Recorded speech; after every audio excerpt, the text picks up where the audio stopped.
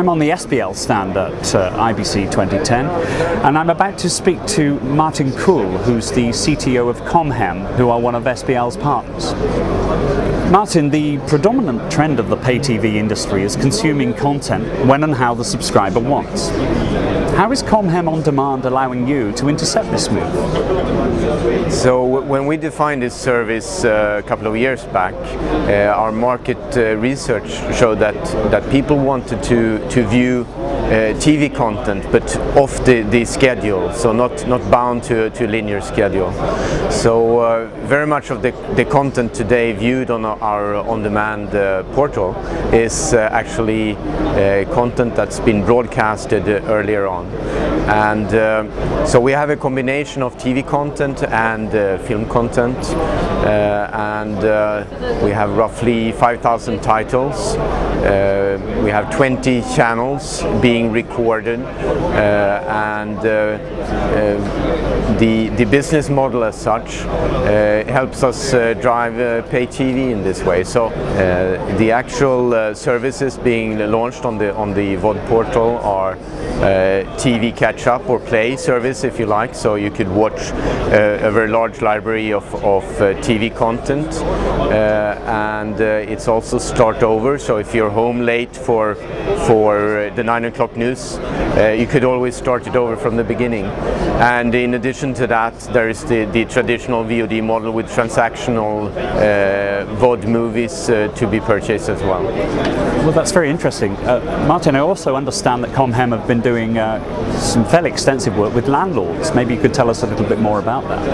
Yes, so this is really taking advantage of the hybrid concept of the set-top box. So the set-top box is such as a DVB interface where all the broadcast and all the VOD assets are over, but also an IP interface which uses the actual interactive services, but also we use the IP interface for information and communication services between landlords and their tenants. So the landlords in Sweden are very important customers to ours, and it's really the basis for our service. So some of these have requested a means for pushing information or for even communicating with their tenants to the TV screen.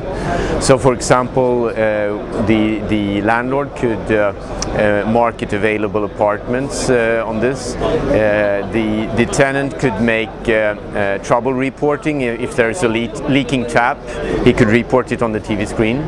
He could book resources like storage areas in the basement or a carpool place, and there is even some VOD content here where you get on-demand instructional movies, how to change the light bulb in the oven or such things. I also understand you're supporting user-generated content. A couple of questions about that. How does it work? And how popular is it proven to be? The landlord service is really local, so it could cover a landlord in a city, for example, and the landlord has his own crews of a TV crew running around the city, making local reports, which enters into the VOD portal, and it's a branding thing for the landlord, but it's becoming more and more popular. It'll come as no surprise to some of our viewers, Martin, that you're working very closely with SBL, seeing that we're on SBL's stand here at IBC. I wondered if you could tell us how they are helping you enable your on-demand business today. This was the ambitions were very high from the very beginning. So with catch-up or play services and start over and these IP-based landlord services. So we needed a fairly advanced middleware, and SBL as the middleware vendor, and Konax and Motorola, our set-top box supplier, have all helped us to integrate this.